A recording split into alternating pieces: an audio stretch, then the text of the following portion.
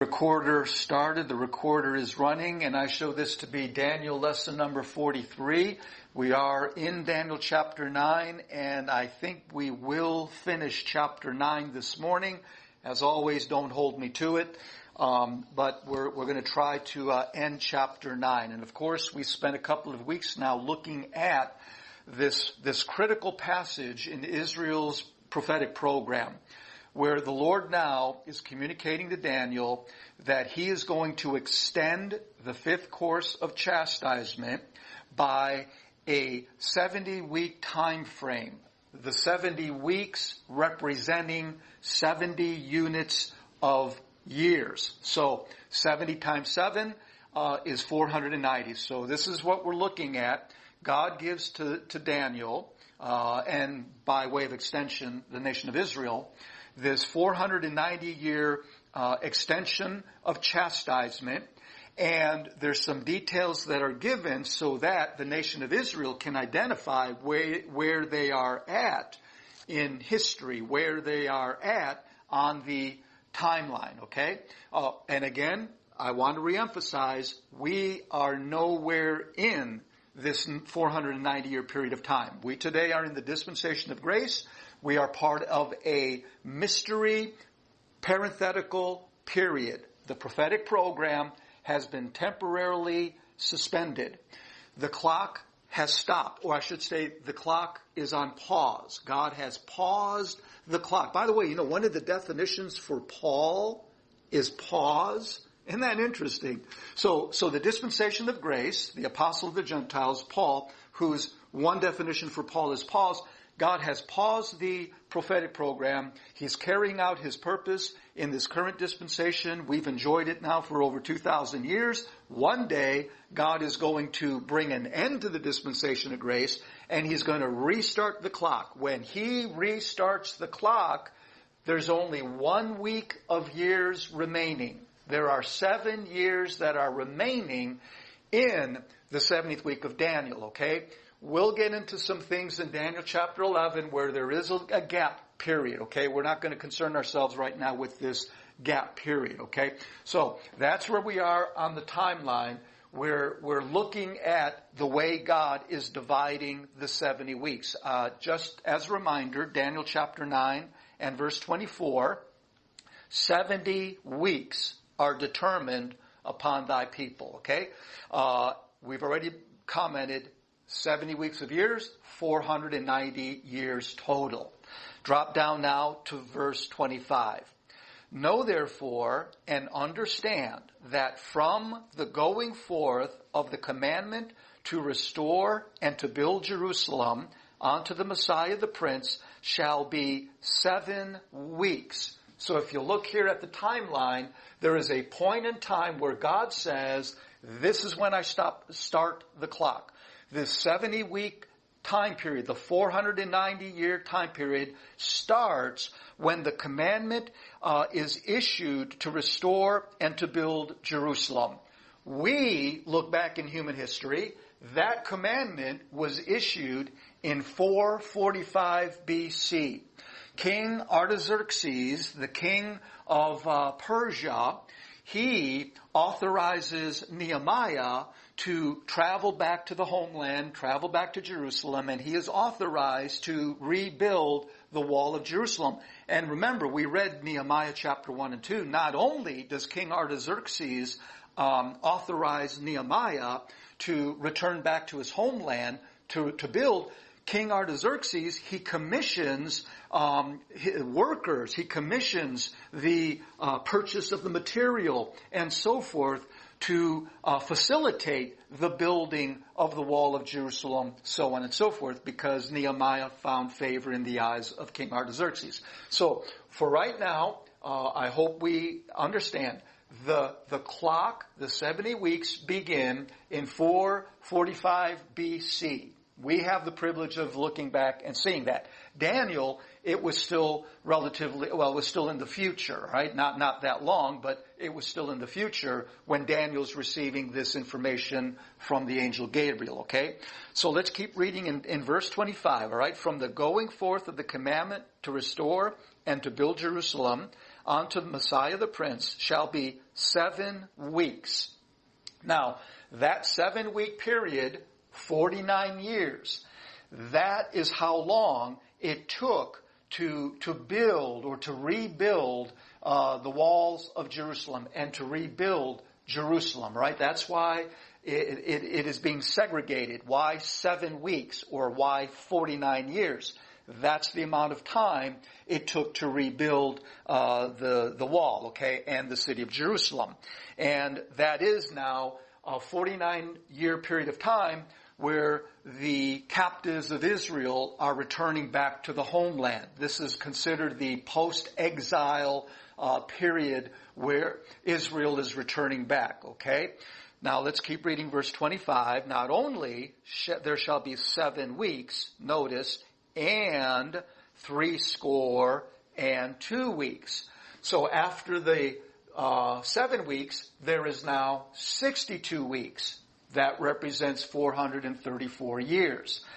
That 434-year period represents God now intensifying his chastisement against Israel. Israel is returning to the homeland, and instead of repenting and being brokenhearted, they once again fall into apostasy. So God says, for 400 years, I'm not going to say anything to you. There's going to be a famine of the word of God, okay? They're not going to get any prophecy. They're not going to have any visions. There won't be any supernatural, revelation that's going to be given to the nation of Israel. So we have that 62-week period that is segregated, representing the intensification of God's judgment against Israel, and that's 434 years where God says, I'm not going to talk to you. You are on your own. And one of the worst things that God can do is to leave man onto his own devices. If man says, I don't want God, God says, then you don't get me, and then you suffer the consequences of a life without God. That's what he's doing with Israel. Israel's going back into the land, and now they resume in their apostate ways, so they don't want to return to God. They're not repenting. So God says, you don't want to come back to me. You don't want me to be your God. You don't want me to be your king, so on and so forth. Then I won't be, and you are now on your own, left to your own devices. That's what's going on, okay? But the end of verse 25, let's in the middle of 25, there shall be 7 weeks and 62 weeks. The street shall be built again, and the wall, even in troublous times. When Israel resumed or began to rebuild the walls and the streets of Jerusalem, there was intense opposition. Those are the troublous times. That 49-year period was not an easy time for the nation of Israel. Verse 26, and after 62 weeks. So we've got 7, 62. Obviously, we added up. That's 69, right? So we go 7, 62. After 62 weeks, or after the total 69 weeks, the verse says, shall Messiah be cut off. Again, here we have prophecy being fulfilled. We have God's prophetic word being carried out. It demonstrates the accuracy of God's prophetic revelation. If it began at 445 BC, we add 483 years, and you're at 38 AD. On the Greco-Roman calendar, which would be 33 AD on the Jewish calendar. This is what I'm getting at. We see the precision. We see God says this is when it begins. After 69 weeks total, or 483 years, Messiah is going to be cut off. So if you were out there watching the wall being rebuilt, you as a Jew could already anticipate that, after 483 years, Messiah is going to be out there and he's going to be crucified. Well, sure enough, Jesus was crucified 483 years later, okay? All right. With that said, so we already saw some things about, the 7 and the 62. Messiah, of course, is cut off. Verse 26, and after 62 weeks shall Messiah be cut off, but not for himself. In other words, Messiah is going to die, but it isn't because of anything he did. We learn in Isaiah, he's dying for the sins of the nation of Israel. He's dying for the iniquities of the nation of Israel. Isaiah 53 says, "For our transgressions was he killed." Okay, so we continue reading in verse 26. He will be cut off, but not for himself, and the people of the prince that shall come. Now, this prince is going to be the Antichrist. He shall come, he shall destroy the city and the sanctuary, and the end thereof shall be with a flood. And unto the end of the war, desolations are determined. So what the verse is doing is, it takes us to the end of 69 weeks.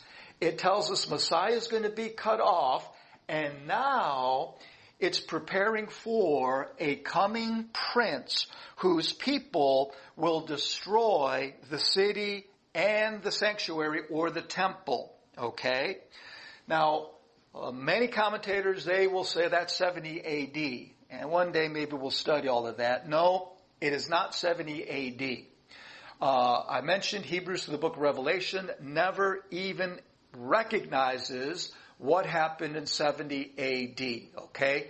Preterists who are anti-dispensational, preterists who are anti-premillennialist, they deny all of this 70-week stuff.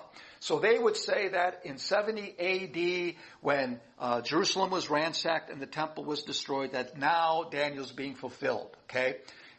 We reject that. As dispensationalists, and not just because we are, quote, dispensationalists, but the verses will not support the idea that verse 26 was fulfilled in 70 A.D. So what I'm getting at is the prince that's going to come, this is still yet future even for us today in the dispensation of grace, year 2021, okay? This prince that shall come, he is the Antichrist.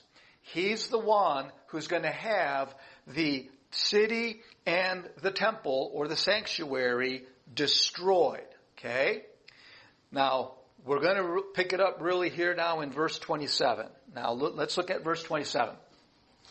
And he shall confirm the covenant with many for 1 week. That's the remaining week. All right? We do the math. It starts with 70. We've got 7. We've got 62. 62 plus 7 is 69. But God said there are 70. That means there's 1 week left. So what verse 27 is now going to do is prepare us for the remainder of the book of Daniel. All right? We've mentioned this before. As God, God will loop back, and then God will loop back. There's some, information, come back, a little more detail, come back, a little more detail. Well, as we're now being introduced, we're told about 70 weeks. We're now introduced to the last week, verse 27. And he shall confirm the covenant with many for 1 week. So from here on out, we're going to learn about, what's going on in that last remaining week. Remember, 1 week of years, 7 years. Christendom has commonly referred to this as the 7-year tribulation. And that's okay. We can use that language, all right? 7 years of tribulation are still left. Chapters 10, 11, and 12 is going to provide details what's going on in this last week. All right? So let's read verse 27 again. And he shall confirm the covenant with many. But the he is the Antichrist. Okay? He, which is Antichrist, shall confirm the covenant with many for 1 week. And in the midst of the week, so here we go again. You see how God now, we move forward a little bit, and and then we loop back in the book of Daniel, we move forward, a little more detail, and so now, not only is verse 27 going to talk about the last week, it tells us something happens in the midst of the week. So keep that in mind as we progress through the book of Daniel. The 7 years are going to be divided in half. Now, we understand midst doesn't always mean the immediate middle. We understand that. But just keep that in mind. What Daniel's going to receive is details regarding the 7 years that are remaining. And we're going to learn that something happens in the middle of the week. The week is going to be divided in half. There's going to be 3.5 years and then 3.5 years. In fact, as we in time compare book of Revelation, we see that the 7 years will be divided into 42 months, and then days and so on and so forth. And so again, just be prepared. Now notice, the details aren't given here yet, right? It doesn't tell us specifically, but it does say in the midst of the week, something's going to happen. So here we go as we look towards the future. And now Daniel, all he knows is after Messiah is cut off, then you're going to have the last week. We now know that last week was interrupted, okay? But as you look through, you look towards the future on the timeline, Daniel's not going to be prepared. There's 1 week left, and it's going to be divided. In the midst of the week, he, that's going to be Antichrist, shall cause the sacrifice and the oblation to cease. So it's going to be obvious as we look at these verses that the temple is rebuilt. And in the middle of the week, the temple is going to be destroyed. How do we know that? Verse 26. The people of the prince that shall come shall destroy the city and the sanctuary. So in the middle of that 7-year period of time, the Antichrist is going to destroy Jerusalem and he's going to destroy the sanctuary. He's going to destroy the temple. That means that the sacrifices, they're going to cease. Okay? And he shall cause the sacrifice and the oblation to cease. And for the overspreading of abominations, he shall make it desolate, even until the consummation. And that determined shall be poured upon the desolate. The desolate is a reference to that temple. The temple is going to be desecrated. The Antichrist is going to pollute it. It's the abomination of desolation, it's called. It's going to become a chamber of apostasy. It's going to be the culmination of the satanic policy of evil. He is going to present himself as the Most High God. We'll get into those details. Just again, for right now, just appreciate Daniel. Get ready now. Get ready. There's going to be 1 week. Something's going to happen in the middle of the week. So as we progress through chapters 10 and 11 especially, we're going to now kind of we're going to prepare ourselves. We're going to kind of gear our thinking to kind of look at the specific details regarding the last remaining week. Okay? So for right now, all we're going to do is, not we're all going to do, but just be aware. We're now going to learn about the last week. And that's what the rest of the book is going to do. And there's something going to happen in the middle of the week. Okay? How does this all begin? Now let's, the beginning of verse 27 again. Now notice. And he shall confirm the covenant with many for 1 week. So the remaining week, that last week, the remaining 7 years, the, quote, 70th week of Daniel, the 7-year tribulational period, is going to start. The prophetic clock resumes. It starts when there is a covenant that is made between Israel and the Antichrist. That covenant the ratification of this treaty is when the clock begins or it resumes ticking again. And this is important because Israel, after the dispensation of grace is over, the church of the body of Christ is raptured out of here. We're going to talk a little bit about a period of time, a gap, and so forth. Well, when you have the nation of Israel out there, they're going to see what's going on in Israel. They're going to see what's going on in Jerusalem. They're going to see this guy who is now going to subjugate, these Gentile surrounding nations, those Arab nations, and so forth. And the believing remnant, those that believe, they're going to know that, wait a minute, there's something wrong with this guy.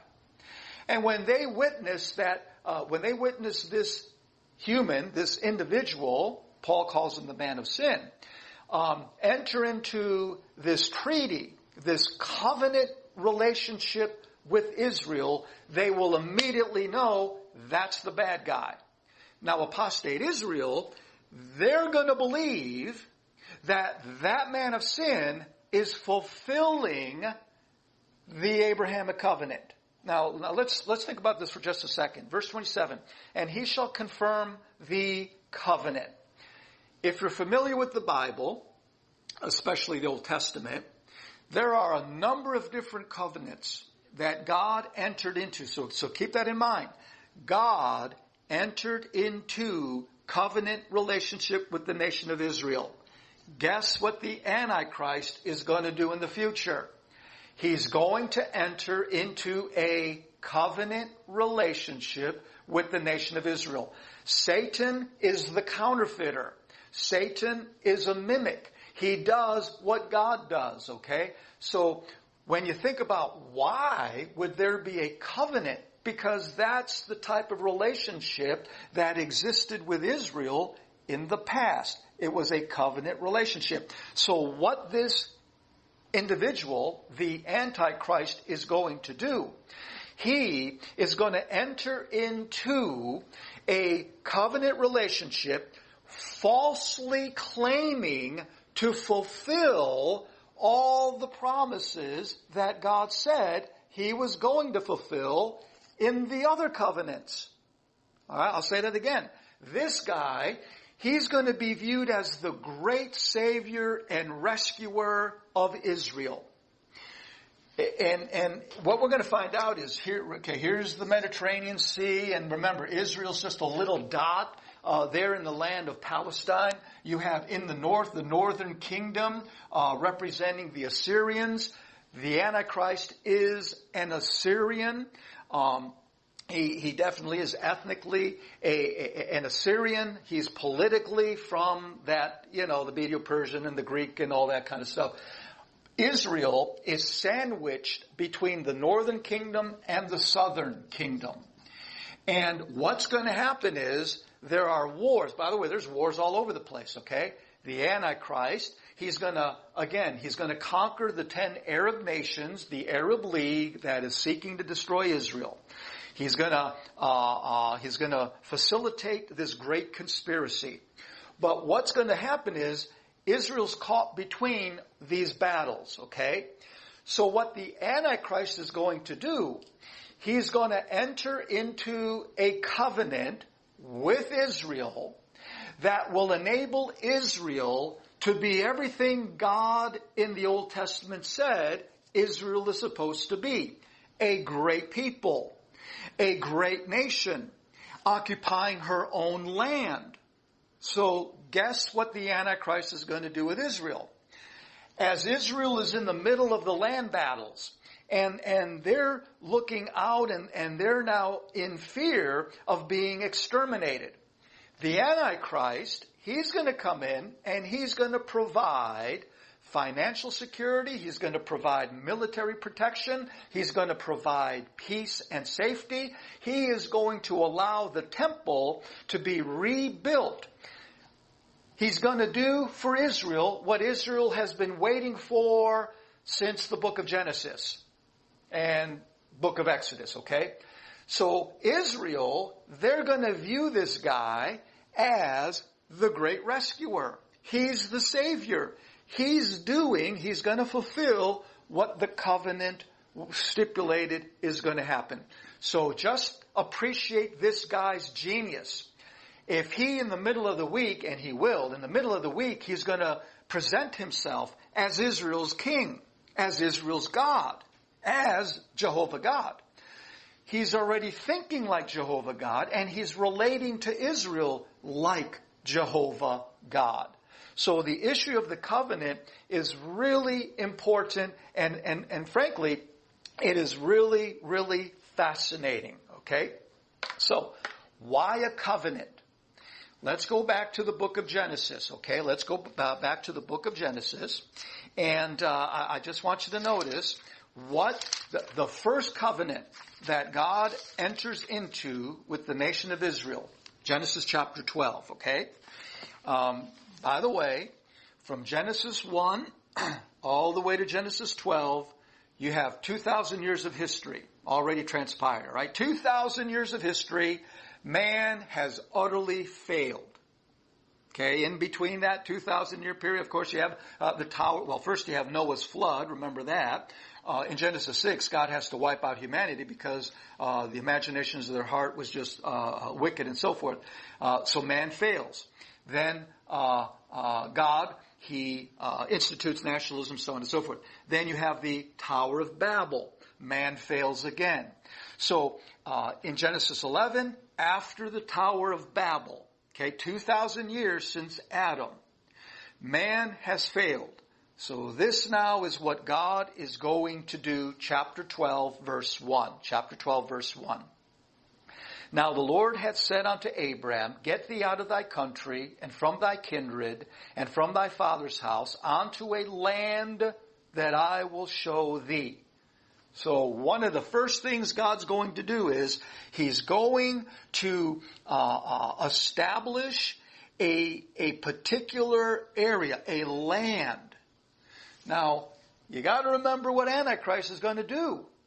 He's going to let Israel occupy her land free from Gentile encroachment. Israel is going to be able to operate independent, as an independent nation, without the fear of military attack and so on and so forth. So just think about what Antichrist is doing here. When he says, okay, let's enter into this covenant.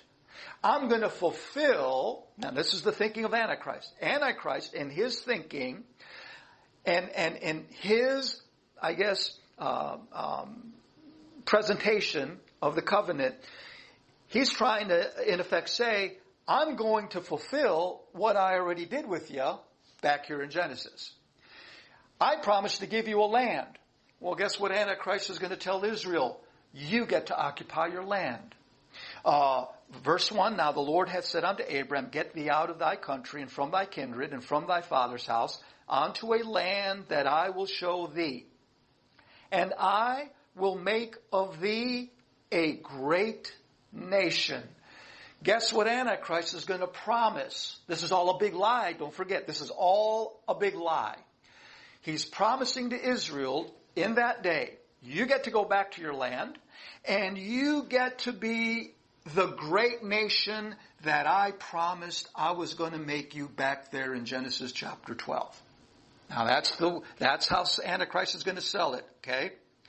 Verse 2, And I will make of thee a great nation, and I will bless thee. And when we go back to Daniel, we're going to see what he does. Antichrist is going to bless Israel. And we're going to see that in Daniel, okay? So just think, here we go. After wars, after, enemy encroachment, after all of the harassment, and you got that Arab League. So here comes the Antichrist. Israel, I'm your friend. I'm on your side. More than that, I'm going to fulfill the promises I made to you back there. I'm going to let you go back in the land. I'm going to make you a great nation, and I'm going to bless you. And we'll see how he does that. The end of verse 2, And make thy name great, and thou shalt be a blessing, and I will bless them that bless thee, and curse them that curseth thee. You know what Antichrist is going to do out there? You mess with Israel, I'll destroy you. See? That's how the Antichrist is going to operate. He's fulfilling the Abrahamic covenant. And in thee shall all families of the earth be blessed. Wow. Again, part and parcel of what God did promise the nation of Israel in time past. Go over to chapter 22. Go over to chapter 22. Genesis chapter 22. And notice here, Genesis chapter 22 and verse 17. Genesis chapter 22 and verse 17. That in blessing I will bless thee, and in multiplying I will multiply thy seed as the stars of the heaven, and as the sand which is upon the seashore, and thy seed shall possess the gate of his enemies, and in thy seed shall all the nations of the earth be blessed, because thou hast obeyed my voice. Now the Antichrist is selling this covenant to the nation of Israel. Just remember that.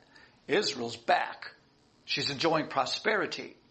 Now let me just say this as a side note. That's why something happens in the middle of the week. We're going to learn, not now, he's going to claim he's God. And guess what apostate Israel's going to do? You betcha you're God. You have to be God. Why? Because look at what all you've done. You're fulfilling the covenant. All right? Go to Genesis chapter 28. Genesis chapter 28. And by the way, this is an interesting. Oh no, well, you know what? We're going to go back. Well, I'll tell you what. Go to Genesis chapter 28. Just one more time. Genesis chapter 28. And notice here, Genesis chapter 28. And this is what we read at verse 13. And behold, the Lord stood above it and said, I am the Lord God of Abraham, thy father, and the God of Isaac. The land whereon thou liest, to thee will I give it, and to thy seed. That's what Antichrist is promising. Verse 14, and thy seed shall be as the dust of the earth, and thou shalt spread abroad to the west and to the east and to the north and to the south, and in thee and in thy seed shall all the families of the earth be blessed. And behold, I am with thee, and will keep thee in all places whither thou goest, and will bring thee again into this land. For I will not leave thee until I have done that which I have spoken to thee of. Can you just envision being part of that apostate nation of Israel out there in the future after, who knows, generations of war and so on and so forth? And now this guy is doing exactly what Jehovah promised to do in the book of Genesis. Do you see why apostate Israel, they're going to welcome him with open arms. They're going to fall in love with him. Okay? Always keep that in mind. The covenant. The covenant. God's going to talk about the covenant out here. God's going to say, that's a covenant of death. You're believing the wrong guy. You should have believed my son as being the ultimate fulfiller of that covenant. They killed the legitimate Messiah. They killed the one who came to be the fulfiller of the Abrahamic covenant and the Davidic covenant. They killed him, and now they're going to accept this guy who portrays himself to be the God of the Old Testament. So apostasy, they got it all backwards, okay?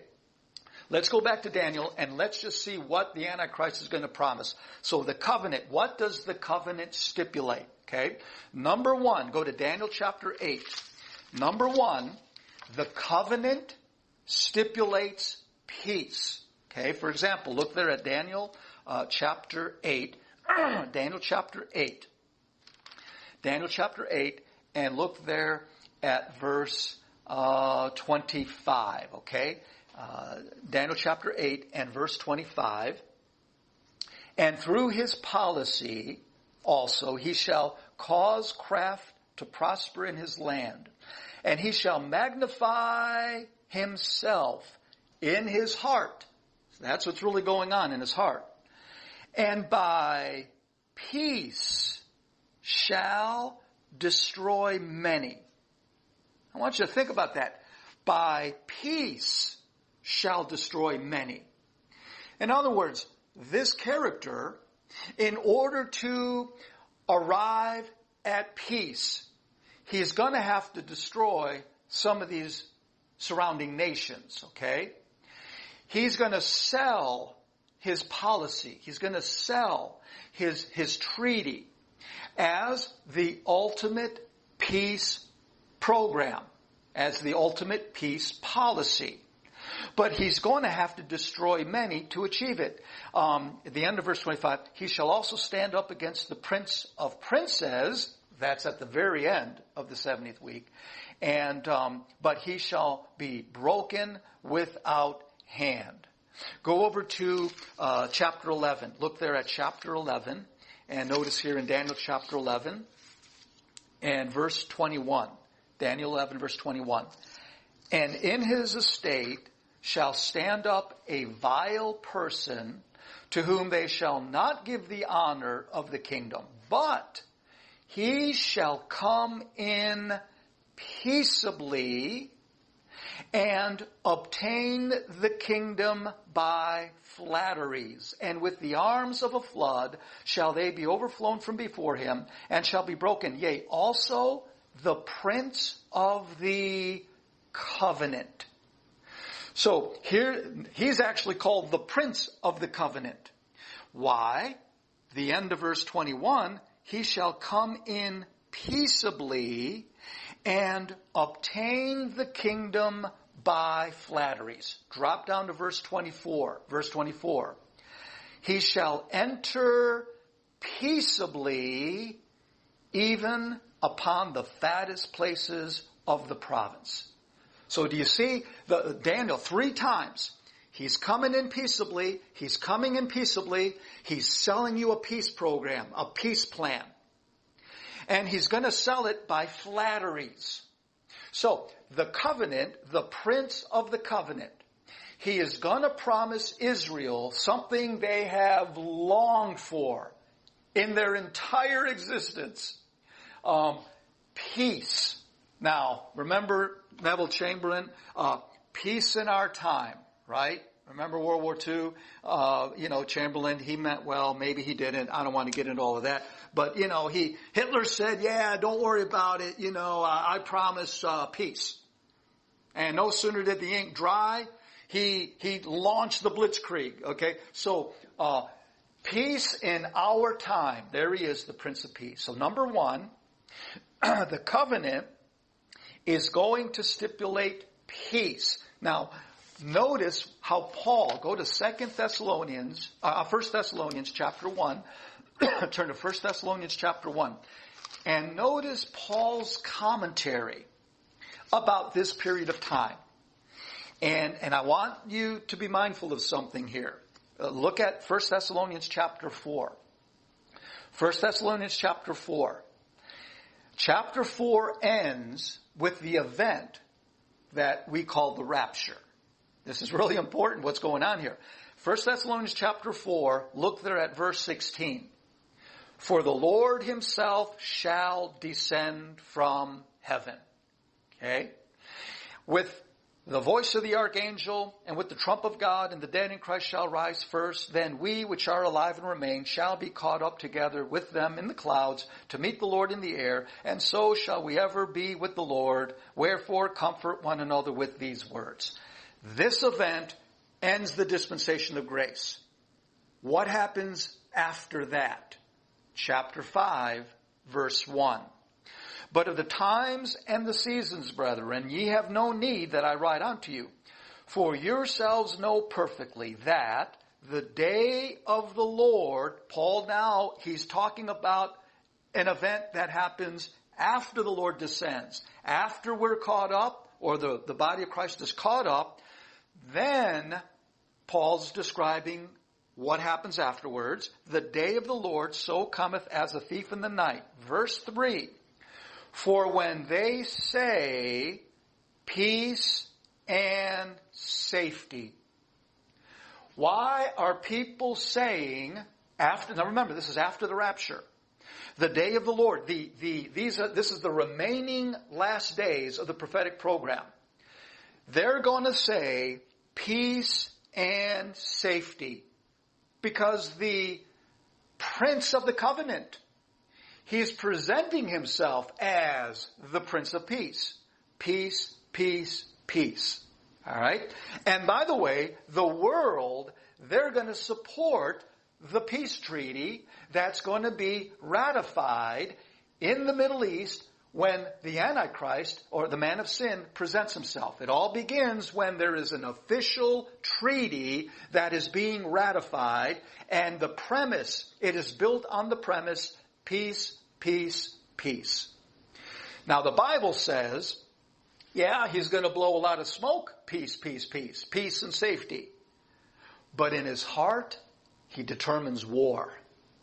In his heart, the Antichrist has this deceitful, deceptive plan to destroy the nation of Israel. But apostate Israel, they say, he's our hero. He's our rescuer, all right? Now go back to Daniel chapter 11. Daniel chapter 11. Number 1, this covenant is going to provide for peace. It's a false peace. But it sure looks good. Political, military peace. Peace, peace, peace. Secondly, the treaty or the covenant is going to provide for financial security. Okay? Now, I say that because we're going to go back to the covenant. And, God, He promised Israel prosperity. So guess what the man of sin is doing? I'm going to finally fulfill it for you. Daniel chapter 11, and look there at verse 24 again. He shall enter peaceably even upon the fattest places of the province. Now, I want you to keep your finger here. Notice he enters the fattest places of the province. What does it mean by labeling it the fattest places of the province? Keep your finger here. Go back to Genesis chapter 27. If we go back to Genesis chapter 27, this is what the Antichrist is going to do. When we go back to Genesis chapter 27, notice there at verse 28. Genesis chapter 27, and look there at verse 28. Okay? Genesis 27, verse 28. Therefore, let's read it. Therefore God give thee of the dew of heaven and the fatness of the earth and plenty of corn and wine. Let people serve thee and nations bow down to thee. Be Lord over thy brethren, and let my mother's sons bow down to thee. Cursed be everyone that curseth thee, and blessed be he that blesseth thee. Remember what God said to Abraham? They that bless thee, I will bless. They that curse thee, I will curse. You know what Jacob is here? What you're reading about is you're reading about that Abrahamic covenant, and part of that Abrahamic covenant, according there to look there at verse 28. Therefore God give thee of the dew of heaven and the fatness of the earth and plenty of corn and wine. In other words, part of the Abrahamic covenant, and we're going to go over there to Deuteronomy, God says, you know what I'm going to do? I'm going to bless you with riches. You're going to enjoy prosperity. When it talks about the fatness of the earth, it's talking about the abundance. It's talking about the rich provisions that the earth is producing. So what is the Antichrist? Go back to Daniel chapter 11 now. This is again the second item that the covenant is going to provide for the nation of Israel. Daniel 11 verse 24. He shall enter peaceably even upon the fattest places of the places in Palestine that provide the greatest abundance of resources, blessing, and whether it's agricultural, whether it's mineral, whether it's technological, the vast riches are going to be tapped by the Antichrist. And look what he's going to do. Verse 24, he shall enter peaceably upon the fattest places of the province, and he shall do that which his fathers have not done. Israel has been longing for this, nor his fathers' fathers. He shall scatter among them, that's the inhabitants of Israel, the land of Israel. He shall scatter among them the prey and the spoil and the riches. Yea, and he shall forecast his devices against the strongholds even for a time. What verse 24 is describing is the Antichrist who's going to tap into the abundant riches and resources that are in the land, and he's going to take those riches and he's going to scatter them, the prey. He's going to spoil those riches and he's going to scatter it among the people of Israel. He shall scatter among them, the nation of Israel, the prey and spoil and riches. Now, go over to Deuteronomy 28. Because if we go over to Deuteronomy 28, we learn something here real interesting. Deuteronomy 28, because we actually have God who describes how it is he intends to bless Israel with overflowing wealth. There in Deuteronomy 28, we're not going to, of course, read the whole thing, but if you begin reading Deuteronomy chapter 28, and it shall come to pass, chapter 28, verse 1, and it shall come to pass, if thou shalt hearken diligently unto the voice of the Lord thy God. So here comes the Antichrist. He's going to bring an end to the unceasing wars and incursions and harassment. And he says, Israel, you get to stay in your land. And we'll see in a second, I'm going to provide military protection. But you know what? I'm going to promise peace. You're going to enjoy peace and safety. Not only that, you're going to enjoy prosperity. According to Deuteronomy 20, verse 1, if you hearken to the voice of the Lord thy God. All right, so you're out there in the future. And you know, if we obey God, you know what God says he's going to do? Drop down to verse 2. And all these blessings shall come on thee. Verse 3, blessed shalt thou be in the city, and blessed shalt thou be in the field. Blessed shall be the fruit of thy body, and the fruit of thy ground, and the fruit of thy cattle, and increase of thy kind, and the flocks of thy sheep. Blessed shall be thy basket and thy store. You keep reading. Verse 7, the Lord shall cause thine enemies that rise up against thee to be smitten before thy face. You know what Antichrist is going to do? If some Arab nation threatens Israel in the first half of the week, he's going to take them out. He is doing exactly what God says God's going to do. I just want you to appreciate. Is it any wonder why Israel is going to believe that's God? So he's going to bless them. Again, verse 3, blessed. Verse 4, blessed. Verse 5, blessed. Verse 6, blessed. Verse 7, I'll wipe out your enemies. Verse 8, the Lord shall command the blessing upon thee in thy storehouses. Verse 11, and the Lord shall make thee plenteous in goods, in the fruit of thy body, and in the fruit of thy cattle, and in the fruit of thy ground, in the land which thou, the Lord, sware unto thy fathers to give thee. The Lord shall open unto thee his good treasure, the heaven to give the rain unto thy land. So wait a minute. You obey God.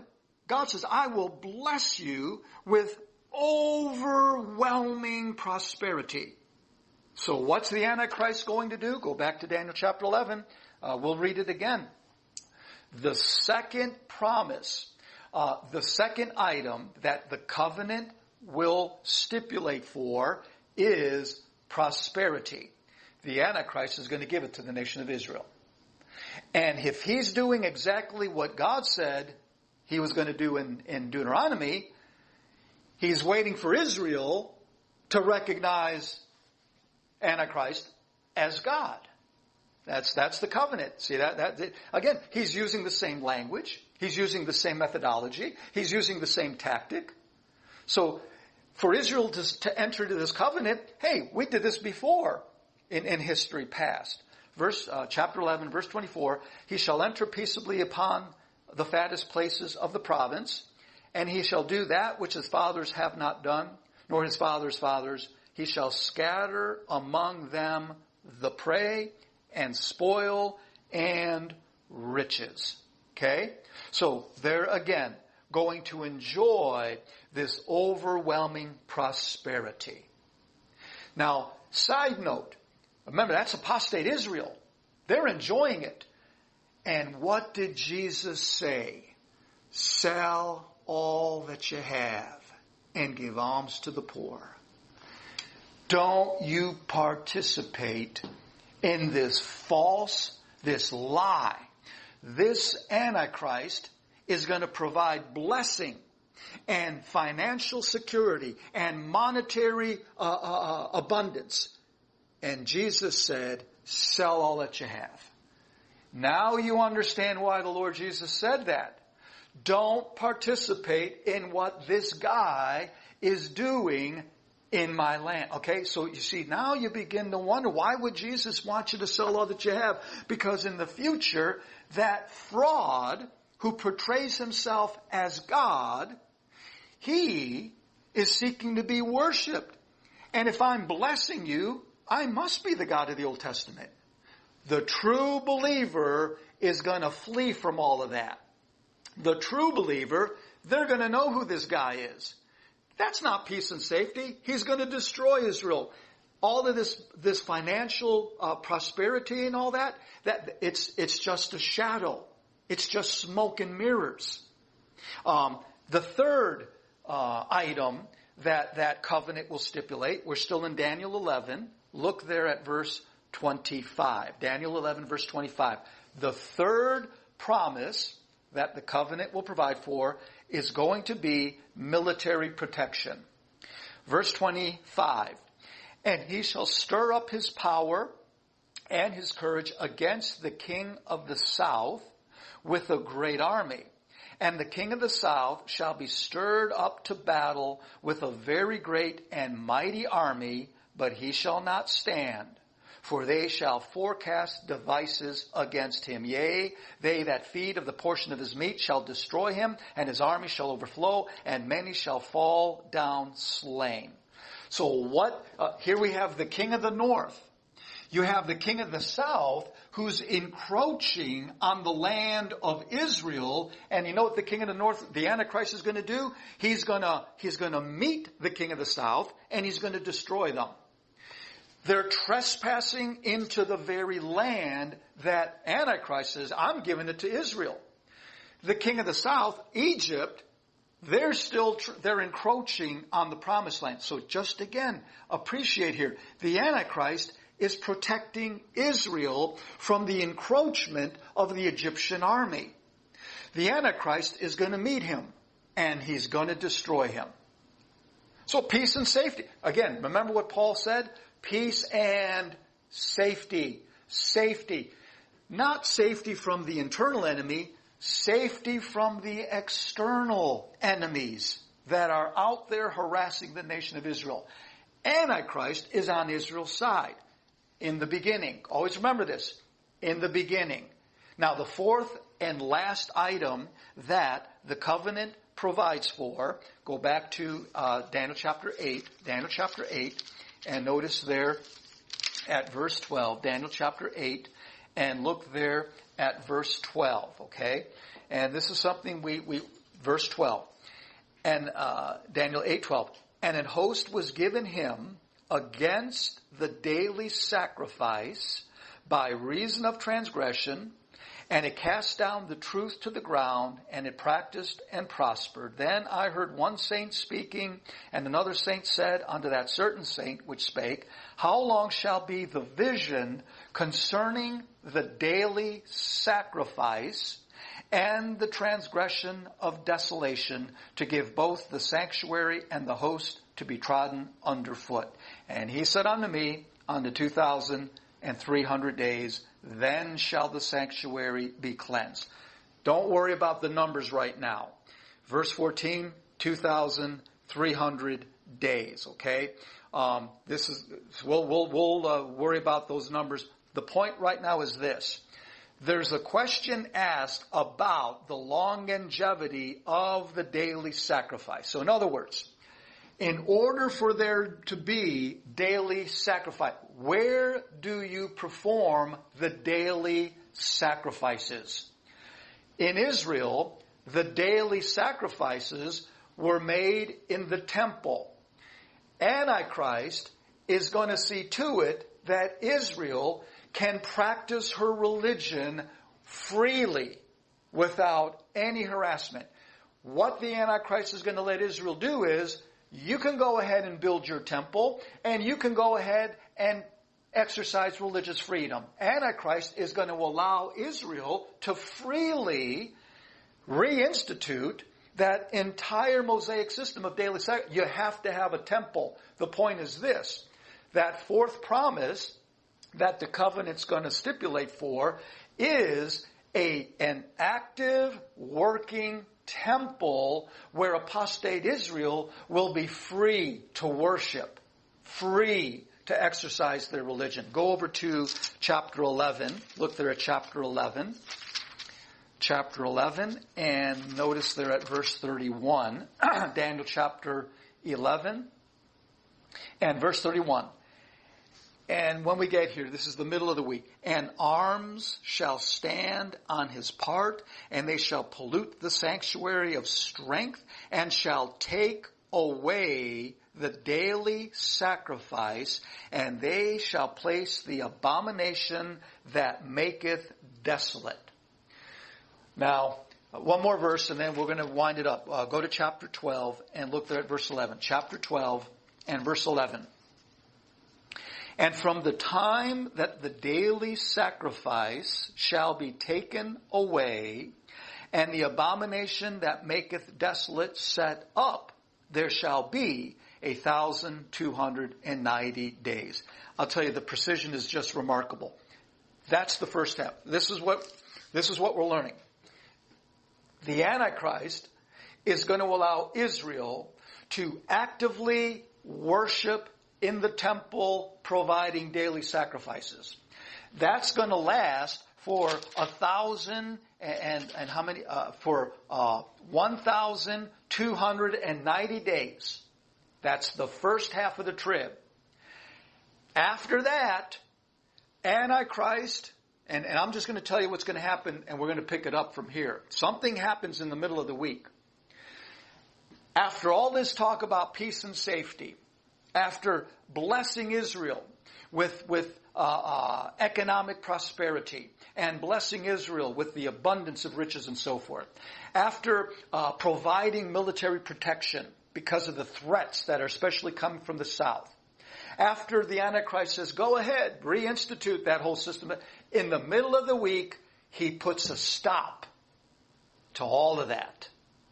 He puts a stop to the daily sacrifices, and in place of the daily sacrifice, he now sets up what is called the abomination that maketh desolate. Something happens in the middle of the week. So let's go back to Daniel chapter 9. Now, again, Daniel 9, verse 27, doesn't give us the details yet. It's intended to prepare for what's coming. I'm kind of already providing an overview of what's coming, okay?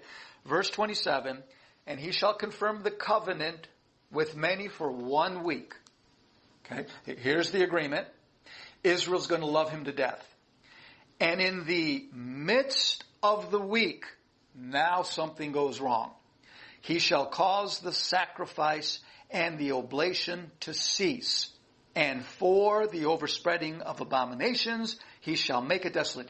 He's going to make the temple desolate. Paul describes it as he's going to sit there in the temple and he's going to call himself God.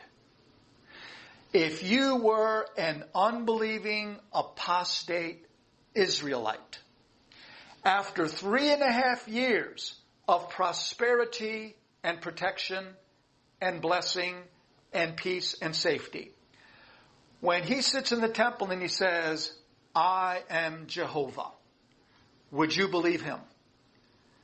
As an apostate, absolutely.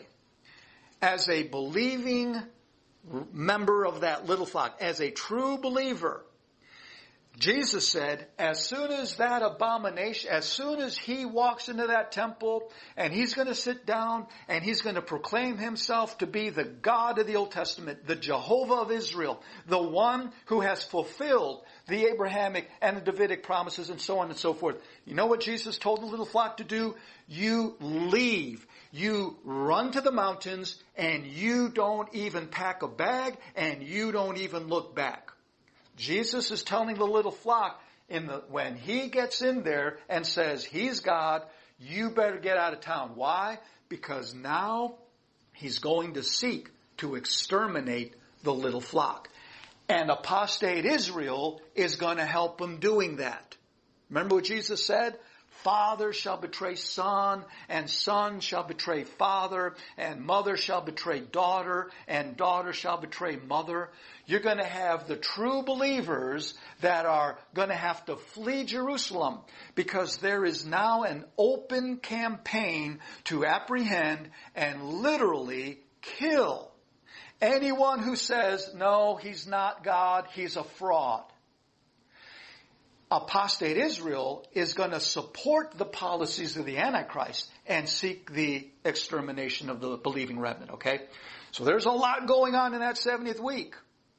And what we'll do next time is something specifically happens in the middle of the week that will win over the hearts of apostate Israel. They're going to fall in love with this guy.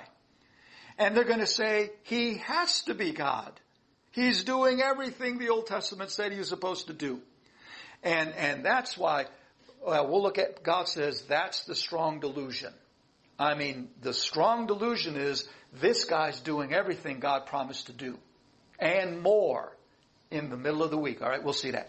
I'll tell you, if you don't have faith in the Word if you don't have the New Testament, if you don't have Matthew, Mark, Luke, and John especially, if you don't have the Hebrew epistles, and I'm not talking about you or me today in the dispensation of grace, if you're a Jew out there, and you're a believing Jew out there, you better study the Hebrew epistles.